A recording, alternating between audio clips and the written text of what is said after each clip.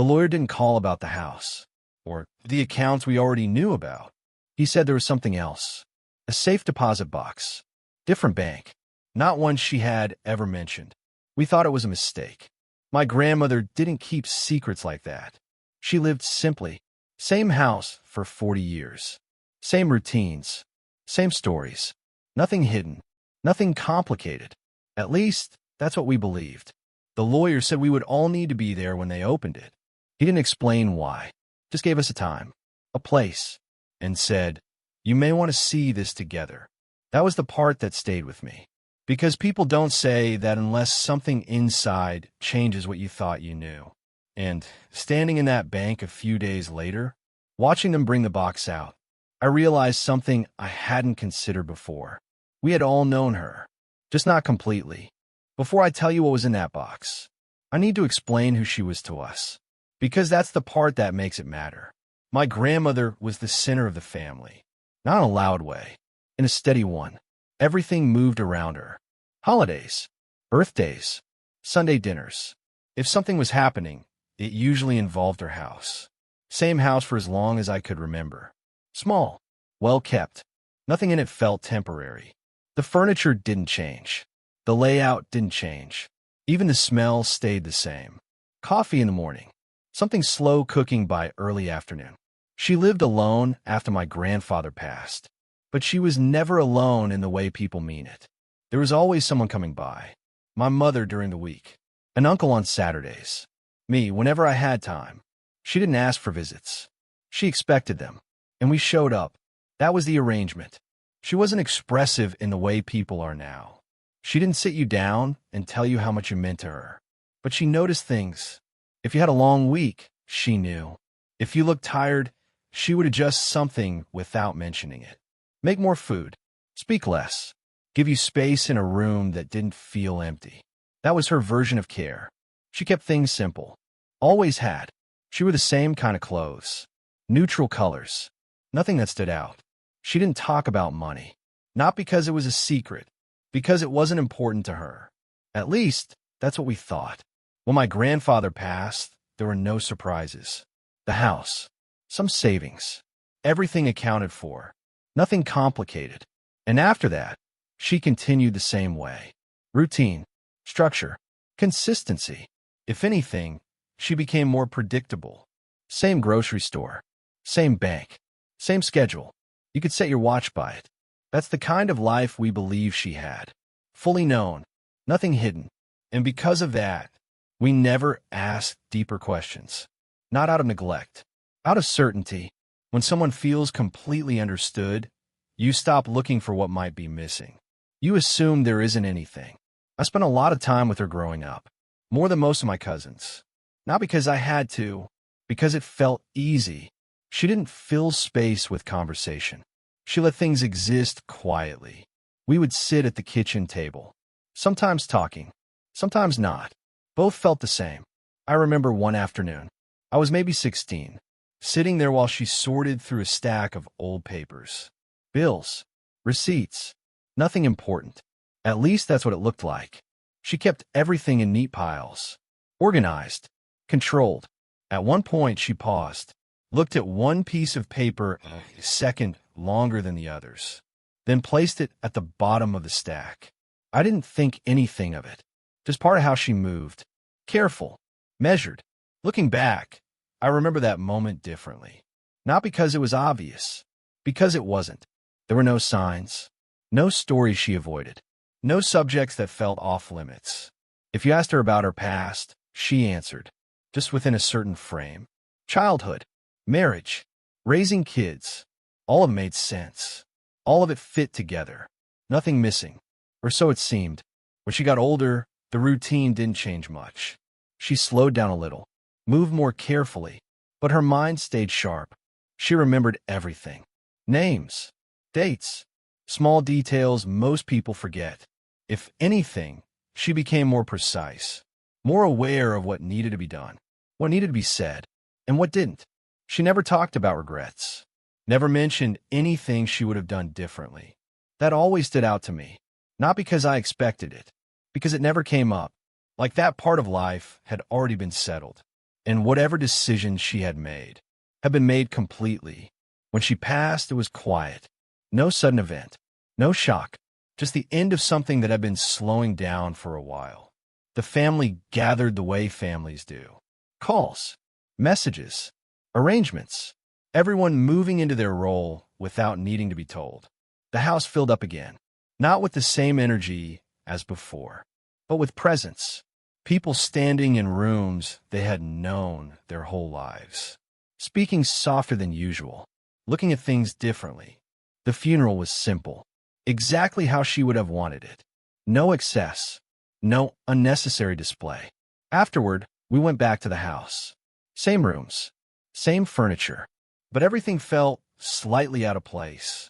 Not because anything had changed, because she wasn't there to hold it together. We started talking about what came next. The house, the belongings. Nothing complicated, or so we believed. We expected a straightforward process. A list of assets, some paperwork, a division that made sense. There was no anticipation, no tension, no reason for it, because we thought we understood everything already. And when the lawyer called a few days later, it wasn't grief that changed the room. It was the realization that there had been something we didn't see at all. The call came 3 days after the funeral. Late morning, my mother answered it. I was in the kitchen when she said, "It's the lawyer." Her tone wasn't different. Not yet. She stepped into the other room, closed the door halfway. I could hear her voice, not the words, just a rhythm. Normal at first, then slower, longer pauses. That was the first sign. When she came back into the kitchen, she didn't say anything right away. She stood there for a second, then said, "There's something we didn't know about." I looked at her. "What do you mean?" She hesitated, not because she didn't understand, because she was still placing it. "There's a safe deposit box," she said. "Different bank." That didn't make sense. "She didn't use another bank," I said. "I know," she said. "That's what I said." There was a pause. Then she added, "He says it's been there for decades." That landed differently. Not recent, not something forgotten, something maintained, quietly. "For what?" I asked. He didn't say. Another pause. He said we all need to be there. That was the part that shifted everything. Not the box, the condition. "Why all of us?" I said. She shook her head. "He just said it's important." By the afternoon, the whole family knew. Calls moved quickly. Same information, same confusion. Everyone trying to place it in the version of her they already had. My uncle said it was probably documents. Something old. My aunt thought maybe there was money we didn't know about. Not in a hopeful way, in a calculating one. "Why else would you keep a box like that?" she said. No one answered her directly, but the thought stayed in the room. Because even if it didn't fit her, it was still possible. That's how quickly certainty starts to shift. We all had a version of her, and suddenly there was something outside of it. We agreed to meet at the bank the next morning. 10 o'clock. Same instructions for everyone. Bring ID. Be present. That night, I thought about it more than I expected to. Not in a dramatic way. Just circling it. Trying to understand what didn't fit. She had never mentioned another account. Never referenced anything that would require it. No loose threads. No unexplained decisions. Nothing that suggested there was something separate from the life we saw. And yet, there was. That was the part one couldn't place. The next morning, the bank felt colder than it should have. Not physically, just contained. We all arrived within a few minutes of each other. Same small greetings. Same subdued tone. No one making jokes. No one filling the silence. We were led into a private room. A table in the center. Chairs around it. Neutral walls. No windows. The kind of room designed for things that need to be handled carefully. The lawyer was already there. He stood when we walked in, shook hands, said the usual things, then sat down, placed a folder on the table. Didn't open it. Not yet. "This wasn't included in the initial overview," he said. His voice was steady, professional, but it is part of her estate. He paused. "Look at all of us. Your grandmother maintained a safe deposit box at this bank. Still formal, still controlled. It has not been accessed in several years." That detail mattered. Not recently used. Not forgotten either. Just left. He gestured toward the door. They'll bring it in shortly. No one spoke. There was nothing to say yet. We were all still trying to reconcile the same thing. That she had maintained something none of us knew about. Not hidden in the sense of secrecy. Hidden in the sense of absence. It had never entered the conversation. That's different. A few minutes later, a bank employee entered, carrying a small metal box. Plain. Unmarked. He placed it on the table. Stepped back. The room shifted slightly. Not visibly, but you could feel it. My aunt leaned forward a little. My uncle adjusted in his chair. My mother stayed still, hands folded in her lap, watching. The lawyer opened his folder, took out a document. Before we proceed, he said, I need to confirm everyone present. Names, one by one. Formalities, necessary, but slow, deliberate. Every second stretching slightly longer than it should. When he finished, he looked at the box, then back at us. Your grandmother left specific instructions regarding this. That was new, not just existence. Intention. She wanted this opened in the presence of immediate family only. He paused again, as it may contain personal materials. Personal, not financial. That shifted something, subtly. The calculations in the room adjusted. Expectation pulling in a different direction. He reached for the key, inserted it into the lock. Turn it slowly. The sound was small, but it carried. And in that moment, as the lid began to lift, I realized something I hadn't fully admitted yet. Whatever was inside was not going to change what she left behind. It was going to change who she had been. The box was smaller than I expected. Not empty, just contained. No weight to it that suggested anything significant, which made it feel more significant. The lawyer lifted the lid slowly. No one spoke. No one leaned in too quickly. We all stayed where we were, as if moving too fast might change what was there. Inside, there was no cash, no stacks of anything, no envelopes marked with amounts, just paper, neatly arranged, a bundle of letters tied with a thin string, a small journal, a few photographs, and a single folded document placed underneath everything else. That was it. For a second, no one reacted, because it didn't match any expectation. Not the practical one, not the hopeful one, just something else. My aunt was the first to speak. That's it, she said. Not disappointed exactly, just confused. The lawyer didn't respond to that. He reached in carefully, lifted the folded document, unfolded it on the table. It appears to be a legal record, he said. His tone stayed neutral, professional, but slower now, more deliberate. He adjusted it slightly, so all of us could see. The date was the first thing I noticed. Decades ago, long before any of us were part of her life, long before the version of her we knew existed. The rest of the document was harder to process at first, not because it was unclear, because it didn't fit. It described a decision, a formal one, something that had been filed, signed, and then never mentioned again. My uncle leaned forward. What is that? He asked. The lawyer looked at him, then back at the paper. It's a record of guardianship transfer, he said. That landed differently. Not dramatic, but heavy. Guardianship, my mother said. Her voice quieter now. Yes, the lawyer said. He paused, then added, your grandmother had a child before she was married. The room changed. Not visibly, but completely. No one moved. No one spoke right away, because there was nowhere for that information to go.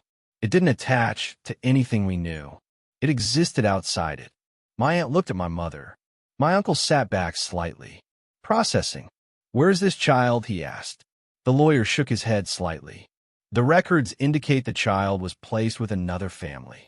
Another pause, and there is no indication of further contact. That was the part that settled into the room. Not the existence, the distance. A life that had happened, then been set aside. My mother looked down at the table, at the document, then at the journal beside it. She never told us, she said. Not accusing, just stating it. The lawyer didn't respond. There was nothing to add. Everything was already there. Written, filed, finished. My aunt reached for the letters, untied the string, started reading the first one, and stopped halfway through. "These are hers," she said. Of course they were, but hearing it said out loud made it clearer. This wasn't something someone else had recorded. This was something she had carried and chosen to leave behind this way. The photographs were next, black and white, faded slightly at the edges. A younger version of her, unrecognizable at first. Hair different, clothes different, standing in places we had never seen, with people we didn't know. There was one where she was holding a baby. That one stayed on the table longer than the others. No one touched it immediately, because touching it would make it real in a different way. My uncle finally picked it up, looked at it closely, and set back down. No comment, just acknowledgement. The journal sat there through all of this, untouched, like it required a different kind of permission. The lawyer closed the folder. "This is all that was in the box," he said. Again, that sentence landed differently now. Not small, contained. "Do we keep this?" my aunt asked. "Yes," the lawyer said. "These items are now part of the estate." Estate. The word didn't fit what we were looking at. This wasn't something to divide. It wasn't value in that sense. It was something else entirely. My mother reached for the journal, held it in her hands, didn't open it, just held it, as if feeling its weight would tell her something. "She carried this alone," she said quietly. No one disagreed, because that was the only thing that made sense. Whatever this had been, whatever that decision had meant at the time, she had lived the rest of her life without letting it shape how we saw her. Or maybe, without letting us carry it with her. That thought stayed in the room, unspoken, but present. The meeting ended shortly after that. There wasn't anything else to review, nothing else to explain.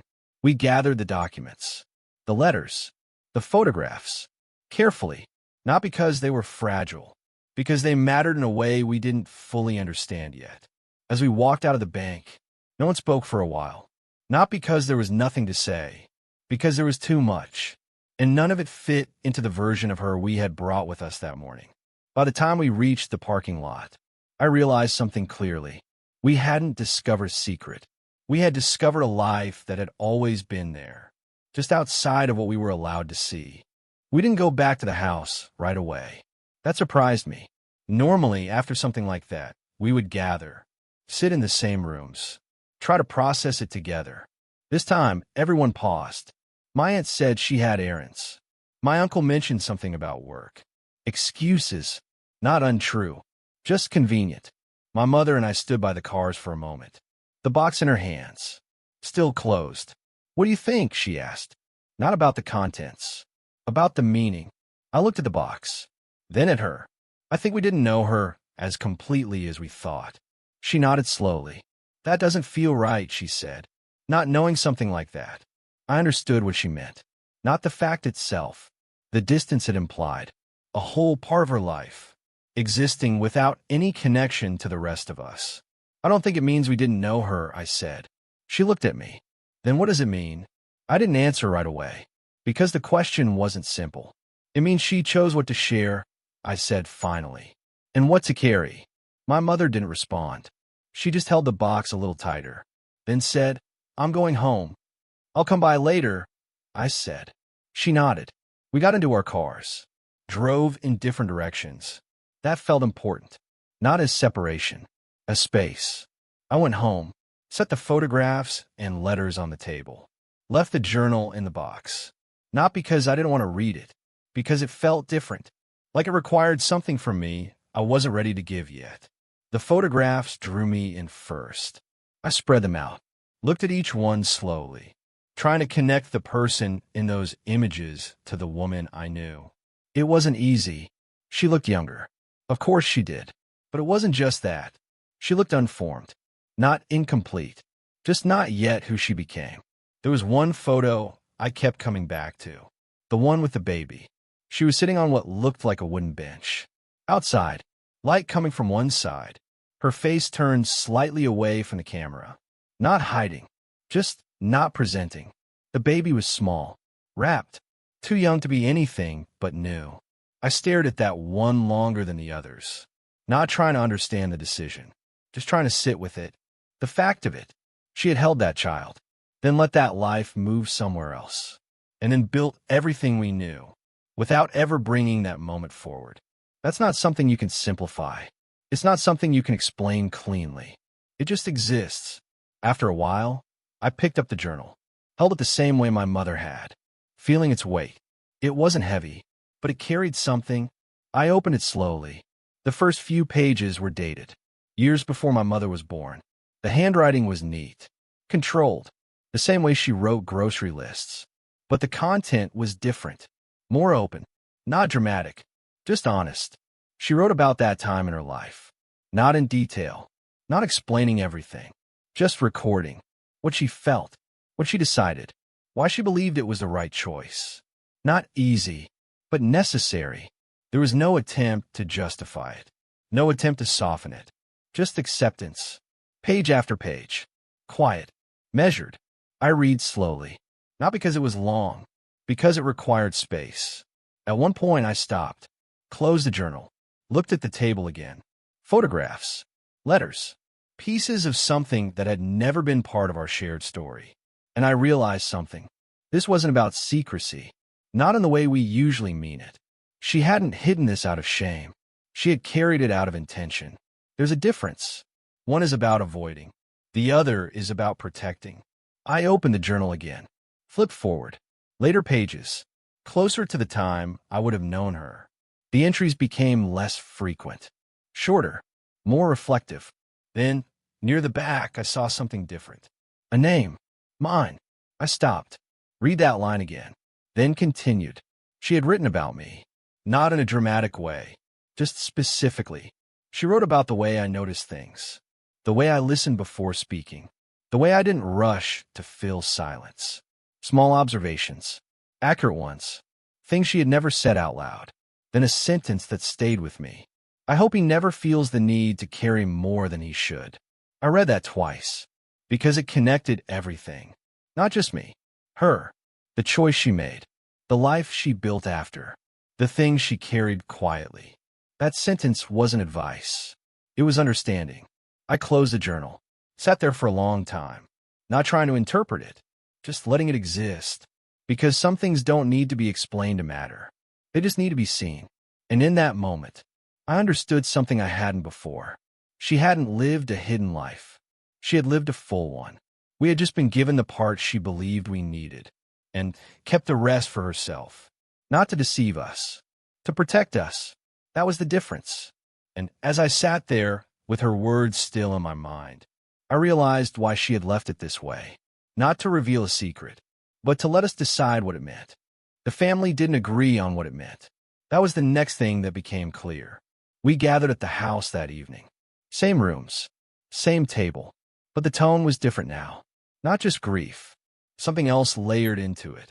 My aunt was the first to say it out loud. I don't understand why she wouldn't tell us. Not angry, but close to it. My uncle nodded slightly. Yeah, he said. That's not a small thing. My mother didn't respond right away. She had a box in front of her, the journal still inside, untouched since we left the bank. She must have had a reason, she said finally. My aunt shook her head. What reason is there for something like that? No one answered immediately, because the question wasn't really a question. It was a reaction, a need to make it fit into something understandable. I think it matters that she didn't hide it completely, I said. They all looked at me. She kept it, I added. She documented it. She made sure we would find it. That's not the same as pretending it didn't exist. My uncle leaned back slightly. That doesn't explain why she waited this long. No, I said. It doesn't. But maybe it wasn't about timing. They didn't respond to that. Not because they disagreed. Because it didn't resolve anything. And resolution was what they were looking for. We went through the letters together. Some of them were from that earlier time. Short, careful, addressed to people we didn't know. Others were later, unsent, written in the same steady handwriting as the journal. Not dramatic, just reflective. At one point, my aunt put one of the letters down and said, I feel like I didn't know her. That landed heavier than anything else. Because it wasn't frustration. It was loss. My mother looked at her. You knew her, she said. We all did. Just not all of her. That distinction mattered, but it didn't soften the feeling right away. My uncle stood up, walked to the window, looked out into the yard. She trusted other people with that part of her life, he said. Not us. I understood why he said it that way. It felt like exclusion, like something had been given elsewhere and withheld here. But that wasn't how it felt to me. She didn't trust them more, I said. She needed them differently. He turned slightly. What does that mean? I thought about it before answering. It means that part of her life belonged to a different version of her, I said. And maybe she didn't want to bring that version into this one. Silence followed that. Not agreement, but consideration. Because once you see it that way, it changes the shape of the question. It's not why didn't she tell us? It's why did she choose not to make us carry it? That's different. We sat with that for a while. No one pushing it further. No one trying to close it. Because it couldn't be closed. Not cleanly. Later, my aunt said she thought the documents should be copied. Shared. Everyone should know, she said. My uncle agreed. My mother hesitated. I didn't say anything right away. Because I knew what I had read. And I knew it wasn't all the same. Some of it was history. Some of it was private. I think some of it should stay as it is, I said. They looked at me again. What do you mean? My aunt asked. I mean, not everything she wrote was meant for all of us, I said. That doesn't mean it shouldn't exist. But it doesn't mean it needs to be shared either. My uncle frowned slightly. She left it for the family. Yes, I said. But she didn't explain it. She didn't label it. She just left it. And maybe that was intentional. That slowed the conversation down. Because it introduced something harder than disagreement. Responsibility. What do you do with something someone trusted you to interpret? Not follow. Interpret. We didn't resolve that night. Some things were agreed on. The legal document will be filed properly. The photographs will be preserved. The letters discussed later. The journal stayed in the box. For now, that was enough. When I left that evening, the house felt different again. Not because of what we found, because of what we hadn't decided yet. That uncertainty followed me home. Not heavy, just present. I set the photograph of her holding the baby on my table. The same one I had kept returning to earlier. Looked at it again. Longer this time. Not trying to imagine the story behind it. Just seeing it. As it was. A moment. Contained. Real. I realized something then. The discomfort in the room wasn't really about what she had done. It was about what we couldn't access. We wanted the full explanation. The full context. The full emotional map. And she hadn't given us that. She had given us enough. And left the rest to be held quietly. That's harder. Because it requires trust. Not in her. In ourselves. To carry something without turning it into something else. I picked up the photograph. Looked at her face again. Younger. Different. But still her. And for the first time since the box was opened, I didn't feel like I had discovered something missing. I felt like I had been given something complete. Just not fully explained. And that was enough for me. Not everyone saw it that way. I knew that. But as I stood there, holding that photograph, I also knew something else. There was one part of what she left behind that I wasn't going to share with anyone. I never told anyone about the passage with my name in it. I knew that almost immediately. Not because I wanted to keep something from the family. Because it wasn't theirs in the way the rest of it was. The legal document was. The photographs, in a broader sense, were too. Even the letters could be argued over. Shared. Interpreted. Revisited. But that one passage, that belonged somewhere quieter. It belonged to the space between what she had seen in me and what she had chosen not to say out loud. That made it different. So I kept it. Not physically. The journal stayed where it was for the time being. But the sentence stayed with me. I hope he never feels the need to carry more than he should. I thought about it more over the next few days than I expected to. Not obsessively, just steadily. It followed me into ordinary moments. Driving home from work, standing in line for coffee, sitting in my apartment when everything else had gone quiet. Because once I understood what she had meant, it seemed to reach further than the page. It wasn't just about me. It was about her. About the version of her we had all loved without ever seeing the full weight she had once carried. And about the choice she made not to place that weight on us, just because it had once belonged to her. That was the part one kept coming back to. not the fact that she had kept something. The reason she might have. The family continued to process it in their own ways. That part didn't settle quickly. My aunt stayed uneasy, not angry exactly, but unsettled, like the new information had loosened something old in her understanding of the world. She said more than once, "I just wish she had trusted us enough to say it." My uncle leaned practical, as usual, wanted copies made, wanted things organized, wanted the edges of it all reduced to something manageable. My mother was quieter than both of them. That worried me more. She didn't argue, didn't push for answers. She just moved through those days with the look of someone rereading her own life in a language that had suddenly changed slightly. A week later, I went by the house in the afternoon. The weather had turned cooler, cloud cover low and even. My mother was in the kitchen, not cooking, just standing there with a dish towel in her hands. That was always the first sign with her. If she was holding something and not using it, she was thinking. "You all right?" I asked. She nodded once, then shook her head slightly. "Not completely," she said. I sat down at the table. Same chair I had sat in 100 times before. The house still felt familiar, but now it carried a second layer. Not because of what had changed physically, because every room had begun to hold the possibility that there had once been more happening inside it than any of us knew. My mother sat across from me, folded the towel once, then again. She looked me in the face. "My whole life," she said. "Whole life." Not accusing, just trying to place the fact of it. "I know," I said. "And I'm not even angry," she said. "That's what's strange." She looked down at the table for a second, then added, "I think I'm trying to figure out whether I should be." That was honest, more honest than most people get in situations like that. I thought about the photograph, the journal, that line she wrote about carrying. "I don't think she kept it because she didn't trust you," I said. My mother looked at me, didn't answer right away. Then she asked, "Then why?" I could have told her I didn't know.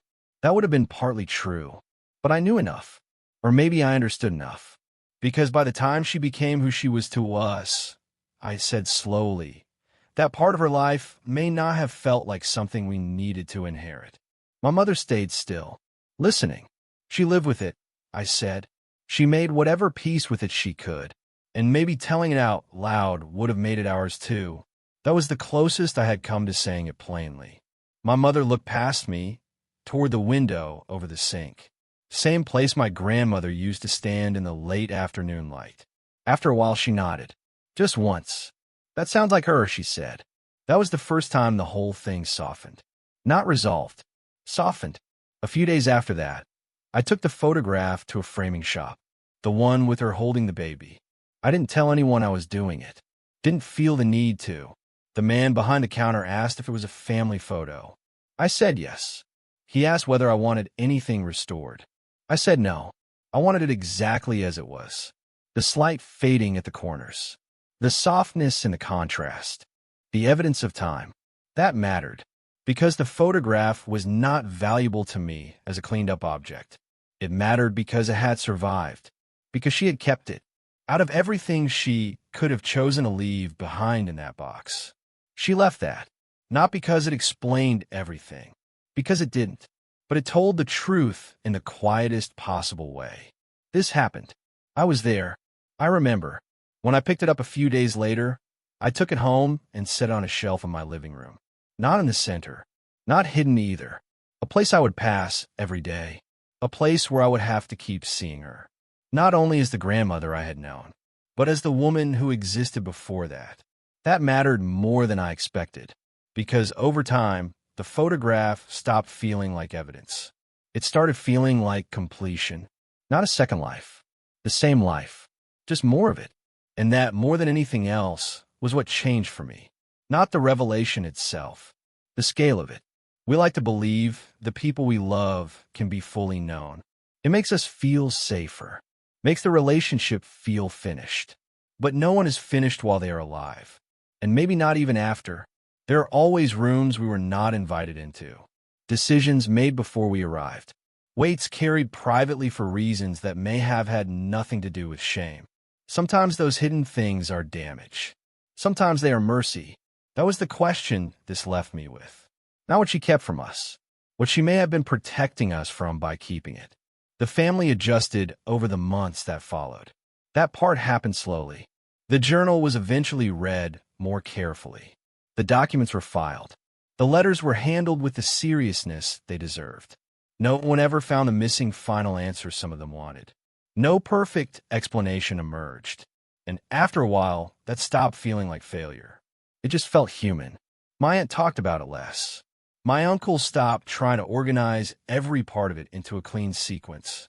My mother began telling stories about her again in her usual voice. That was how I knew the house of it had settled. Not because anyone announced peace, because ordinary memory returned. As for me, I still stop at that photograph, sometimes on my way out the door. Not every day, but often enough. I look at her face, that younger face we never knew, and I think about how easy it is to mistake familiarity for completeness. I think about the life she built afterward, the family she loved, the steadiness she created. And I think about that line she wrote about me, the one I will never repeat to anyone else. Not because it is secret in the dramatic sense, because it was given quietly, and I want to keep it that way. Some things are meant to be shared widely. Some things only do their work in private. That was one of them. If I learned anything from what was in that box, it was this. The people we think we know completely are always carrying something we cannot see. The question is not whether they kept it from us. The question is what they were trying to spare us by carrying it alone. And sometimes, if you are lucky, what they leave behind is not a scandal, not a correction, just a fuller version of the person you already loved. If you know what it is like to discover something late about someone you thought you understood completely, stay with me. Subscribe. There's more where this came from. And tell me this in the comments. Have you ever learned something about someone after they were gone that changed the way you saw them, without changing your love for them? Because that's what this was for me. Not loss of trust, not disappointment, just depth, late, quiet, complete. And now, every time I pass that framed photograph, I remember something simple. We never really know the full weight another person has carried. We only know the life they built while carrying it. There's another story I'll tell soon. It begins with a key nobody thought still opened anything.